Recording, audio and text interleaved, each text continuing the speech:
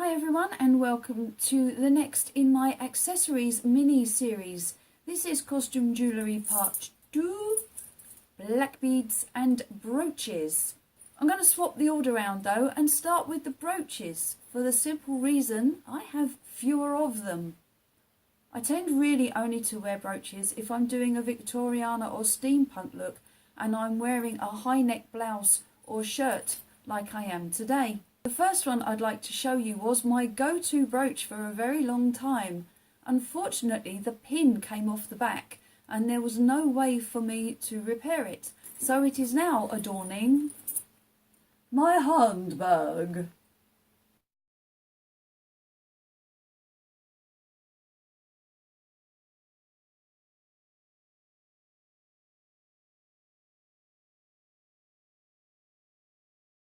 I found it in one of those bits and pieces baskets that you often find next to the till in charity shops. It was only 50p. The centre stone was missing, and although the chains were on there, the beads and the little roses were not. I went home and rummaged through my craft drawer and found one of those flat beads with foil on the back. It was the right shape and the right size, but completely the wrong colour. So out came the black nail varnish and I painted it. The dangling beads also came out of my craft drawer, and the two little roses came off of two well-known perfume bottles. When the pin fell off the back, I rather inexpertly sewed it onto the front of my handbag, as you can see. The next little brooch I don't wear very often for two reasons. The first one is it's rather small. And if you've seen my previous costume jewellery video, you know that I don't really do small. The other reason is the pin on the back goes from corner to corner rather than side to side or up and down. Now I have no doubt there's a very good reason why this pin goes from corner to corner, but it makes it a right pig to actually get on straight and do up. If you happen to know why the pin would go from corner to corner rather than side to side, please enlighten me. Inquiring minds want to know.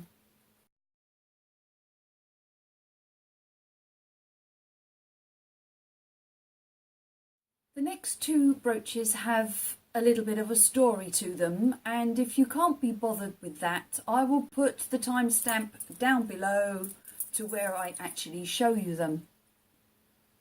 So about 4 years ago, we were getting very excited for the summer because not only were we getting married, but shortly before that we were going off to the now infamous Infest festival, which eventually never happened. The girls in the group decided that each day should have a theme. So we were going to do Strawberry Switchblade Saturday and Steampunk Sunday. And I believe that Fields of the Nephilim were headlining on the Sunday. I decided that just to make a change, I was going to do a white steampunk stroke gothy outfit. And to that end, I bought myself a white top hat fascinator. I then embellished that with a big black bow and some feathers, and I bought these next two brooches purposely to put on that hat. And here it is.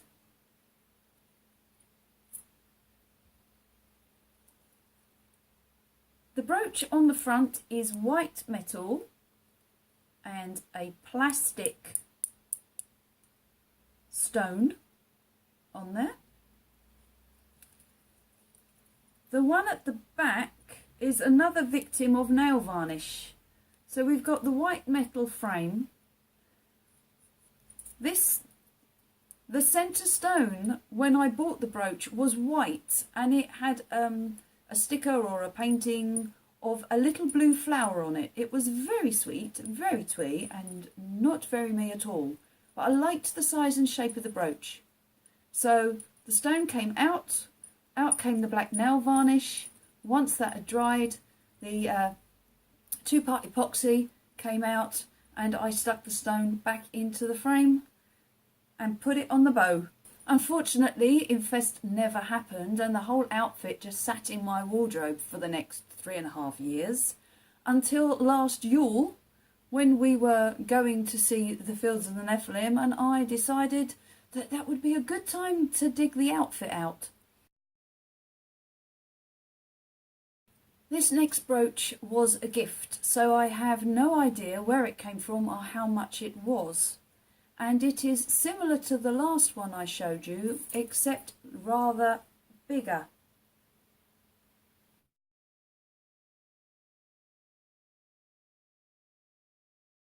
There is, however, one significant problem. The day I got it, I took it out of its pouch and the stone fell out of the frame. I think the stone is certainly a real stone, if not a real onyx. I don't know what the frame is made of. I have tried two-part epoxy, I have tried jeweler's glue, I have tried super glue, to no avail. I cannot get this stone to stay in the frame, and unfortunately the friend who bought it for me was away at the time, so it's not a shop that they can go back to get it swapped or refunded or something. I am going to keep trying though, because it is a very nice brooch. The last brooch I have to show you is by far my favourite, and it is the one that I am wearing today. So I'd better take it off so you can have a closer look at it.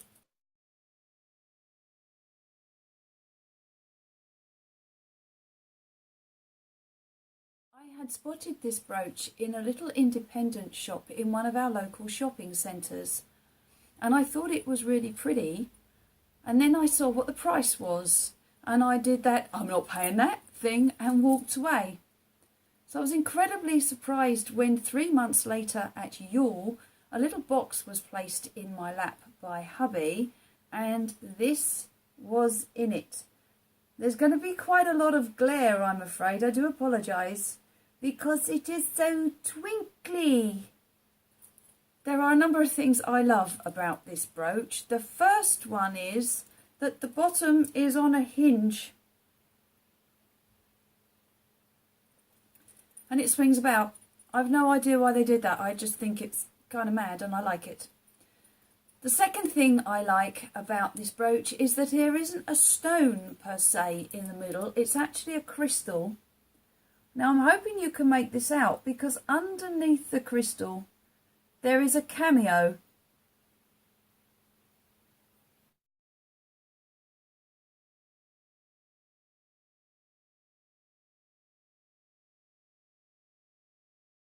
The only trouble with this brooch is that it's a brute. It's really very heavy. So I have to be wearing quite a substantial shirt in order for it to cope with the weight. My favourite Victorian-esque shirt is my long sleeve chiffon one, and it just distorts the neckline completely because it is so heavy. However, the third thing I like about this brooch is the fact that it has a pendant loop. So I can stick it on a bit of ribbon and wear it round my neck as a necklace. Moving on now to my beaded necklaces, and most of these you will already have seen in either get ready with me videos or haul videos or in outfit of the day photos on Instagram, so I will whiz through them pretty quickly. This first one you will have seen in a get ready with me video, I believe. 4 strands of round beads with this large cross on the front. I like this because of the red accents. It's just a little bit different. It does up with 2 chains, so you can adjust how it sits round your neck. You can have them quite flat or you can have them swagged.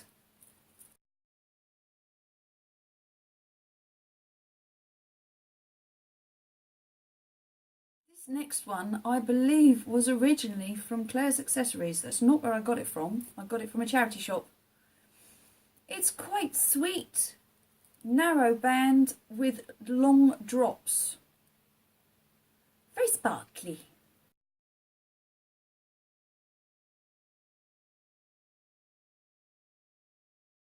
Next we have an elasticated choker type necklace. Again, very sparkly. The problem with this is that it's slightly too big for me, so it doesn't sit round my neck so much as it sits down at the bottom.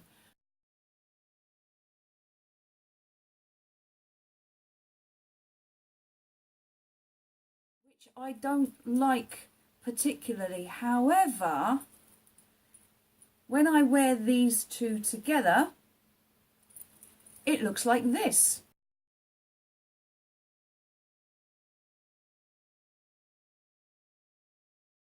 Which I rather like.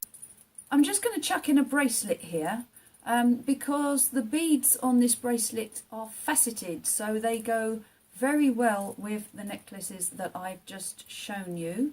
Again, elasticated. I like this because it is very deep.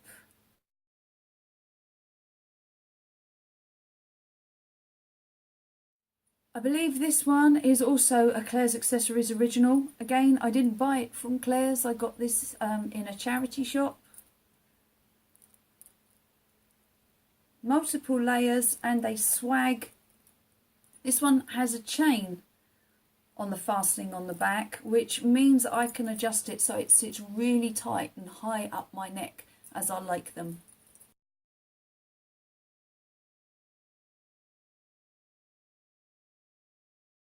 By far my favourite, and one that you will have seen many times before, it's this one, which I picked up at the alternative bring and buy sale. It's a nice depth, and I love the fact that it's got a really long drop on the beads. This one gets worn more than all of the others put together. It is absolutely my favourite. It is stretchy and it has got a fastening on the back as well.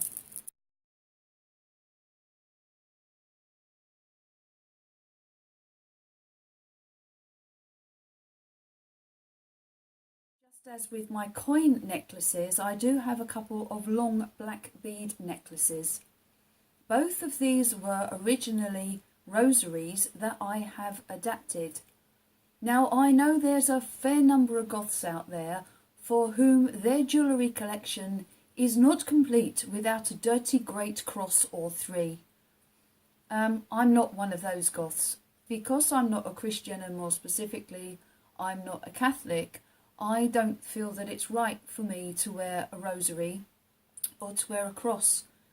It's no criticism against those who do, I just choose not to. However, I like the shape of the rosary necklace. This first one, I've taken the crucifix off the bottom and added an old earring. I think it looks quite nice. This second one, I've removed the Mary medallion at the join and replaced that with an old earring. And on the bottom, I've put this beautiful silver unk that my mum bought me.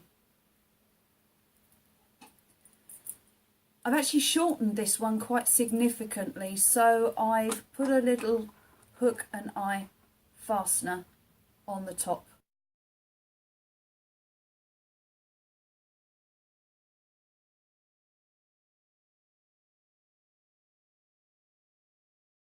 I will very briefly mention earrings.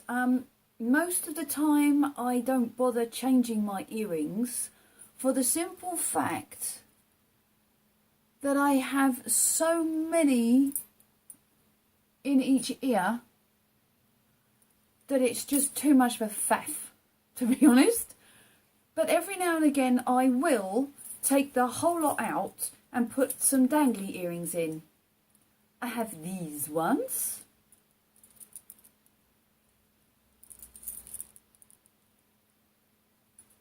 And I have these ones.